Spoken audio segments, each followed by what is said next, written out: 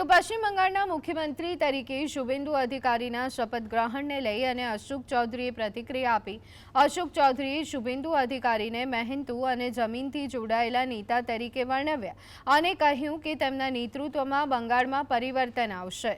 રાજ્યમાં મોટા ઉદ્યોગો અને ફેક્ટરી સ્થપાશે, જેનાથી સ્થાનિક યુવાનોને વિપુલ રોજગારીની તકો મળશે। મમતા બેનર્જીના શાસનમાં કથળેલી કાયદો અને વ્યવસ્થાની સ્થિતિ સુધરશે, તેમજ બાંગ્લાદેશી ઘૂસણખોરી પર લગામ લાગશે। આનાથી રાજ્યમાં શાંતિ અને વિકાસનું વાતાવરણ સર્જાશે।